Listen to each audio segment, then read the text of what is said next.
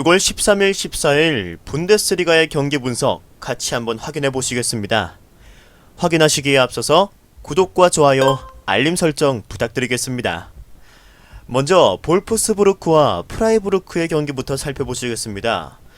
자, 볼프스부르크는 최근 공격 과정 전개에서 그런 좋은 모습을 보이는데 미드필더의 좋은 패스에 비해 공격수들의 주력이 부족하여 좋은 기회를 여러 차례 놓치고 있는 모습을 보여주고 있죠. 반면에 프라이부르크는 상대팀의 전력에 맞춰 경기를 풀어가는 모습을 여러 차례 보이고 있습니다.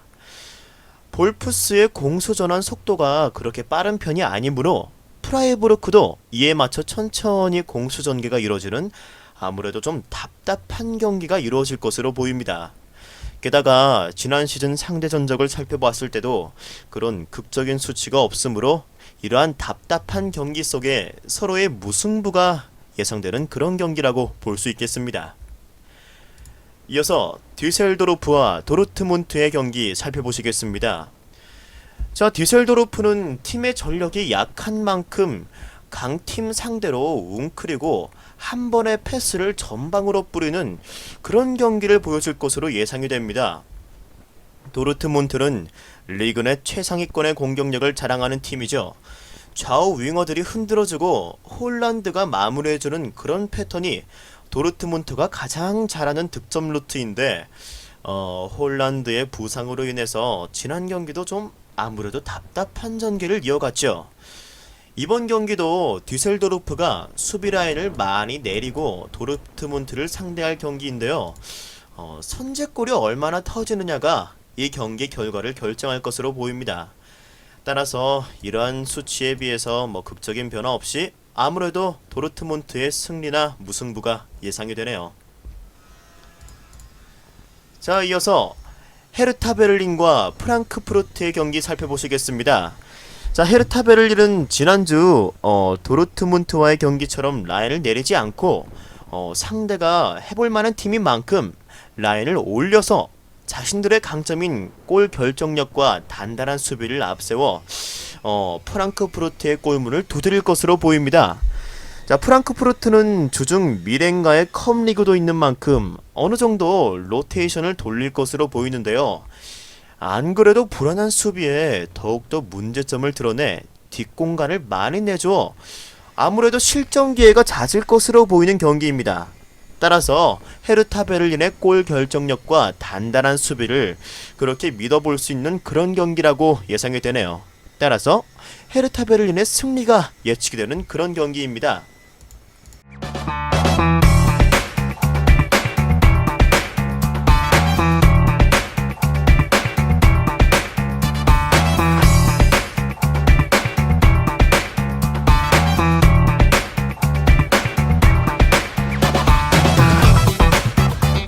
이어서 자, 쾰른과 유니온 베를린의 경기 한번 살펴보시죠. 아무래도 쾰른의 강점은 수비보다 공격에 많은 비중을 차지한다는 점이죠. 자, 라인을 크게 올림으로써 빠른 템포를 통한 상대 골문을 두드리는 특징을 가진 팀입니다. 홈에서만큼은 득점력이 많이 올라가는 팀이 또한 쾰른이죠. 유니온 베를린은 원정에서 3승 2무 10패로 최악의 성적을 기록하는 팀이며 원정에서의 경기당 실점이 2점을 넘어가는 그런 팀이므로 아무래도 그러한 수비력을 봤을 때 아무래도 쾰른의 승리 가능성이 높아 보이는 매치라고 할 수 있겠네요. 자, 이어서 파더보른과 브레멘의 경기 함께 살펴보시겠습니다. 파더보른과 브레멘 두 팀 모두 강등권에서 벗어나지 못하고 있는 팀이죠. 자, 서로를 이겨야만 강등권에서 탈출을 노려볼 수 있을 것 같습니다. 자, 파더보른의 홈 경기력은 실점이 너무 많은 모습을 자주 보이고 있었죠. 분데스리가 내에서도 가장 많은 실점인 38점을 기록하고 있습니다. 반면에 브레멘은 홈에서의 경기력보단 원정에서 훨씬 좋은 경기력을 보이고 있죠. 경기당 한 골 이상의 득점을 원정에서 꾸준히 하고 있는 모습으로 볼 때 아무래도 수비에서 많은 실점을 허용하고 있는 그런 파더보른에게 브레멘이 원정에서의 매서운 공격력이 충분히 득점을 성공할 수 있을 것이라고 보여지네요. 자, 따라서 브레멘이 강등 탈출을 위해서 이 경기를 잡을 것이라고 보이네요. 아무래도 지난 시즌 상대 전적과는 반대의 모습을 보인다고 그렇게 예측이 됩니다. 자, 지금까지 13일 경기 살펴보셨고요. 이어서 14일 경기 바이에른 뮌헨과 뮌헨 글라이트바흐의 경기 먼저 살펴보시겠습니다. 자, 27경기째 무패를 기록하고 있는 바이에른 뮌헨입니다. 바이에른 뮌헨은 공수에서 모두 빈틈이 없어 보이는 팀이죠. 하나 아쉬운 점은 팀 내 득점 1위인 레반도프스키가 경고 누적으로 인한 이번 경기에서 결장인데, 이 부분을 어떻게 풀어나가는 것이 중요할까라고 그렇게 예상이 되네요. 하지만 팀 스쿼드 자체가 두꺼운 만큼 누구나 골을 넣을 수 있는 그런 능력을 가진 팀이죠.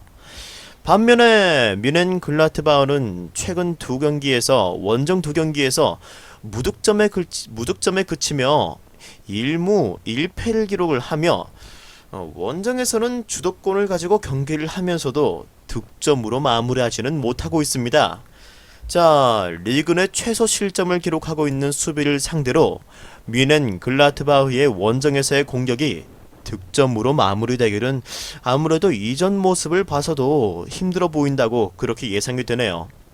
이 경기 뮌헨이 주중컵 리그가 있지만 아무래도 뮌헨의 공식전 연승이 계속 이어질 것으로 보이네요. 따라서 바이에른 뮌헨의 무난한 승리가 예측이 되는 그런 경기라고 보여집니다. 자, 이번에는 마인츠와 아우그스부르크의 경기 살펴보시겠습니다. 자, 하위권에 위치한 두 팀의 대결입니다. 두 팀 다 수비에서의 불안함을 경기에서 많이 노출을 하며 득점보다는 아무래도 실점의 비율이 많은 팀이죠. 두 팀 모두 상대적으로 만났을 때 골이 생각보다 많이 났던 경기들이 많았고, 양 팀이 아무래도 수비가 둘 다 불안한 만큼 골 결정력이 더 높은 팀이 승리를 가져갈 가능성이 높아 보이는 경기입니다.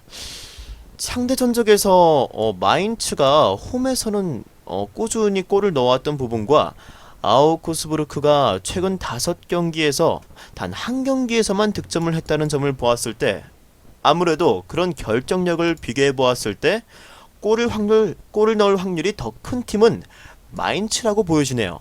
따라서 아마도 그런 서로의 경기력을 맞부딪히며 마인츠가 한 골차 진땀 승리를 기록할 것으로 보이는 경기입니다. 자, 마지막으로 샬케와 레버쿠젠의 경기 살펴보시겠습니다. 크게 동기부여가 없는 팀 샬케와 챔스 진출을 위해 승리가 꼭 필요한 레버쿠젠과의 경기죠. 레버쿠젠은 이번 주 주중컵 4강에서 자르브리켄을 3대0으로 완파를 하고 기분 좋게 주말 경기를 준비할 수 있게 되었습니다. 레버쿠젠은 지난주 바이에른 뮌헨을 상대로도 비등한 경기력을 보일 만큼 상당히 전력이 안정적인 팀인 반면 샬케는 리그에서 11경기째 승을 기록하지 못하고 있죠. 최근 10경기에서 샬케는 단 4골만 기록할 정도로 공격 전개에서 많은 어려움을 자랑하고 있습니다. 그런 모습에 비해 레버쿠젠은 10경기에서 25득점을 기록하는 등 컨디션에 좋은 그런 공격력을 자랑하고 있죠. 최근 흐름이 좋은 레버쿠젠이 리그에서 연패를 할 가능성은 매우 적어 보이며 샬케가 12경기째 승을 기록하지 못할 것으로 그렇게 보이네요. 따라서 레버쿠젠의 손쉬운 승리가 기대가 되는 그런 부분입니다.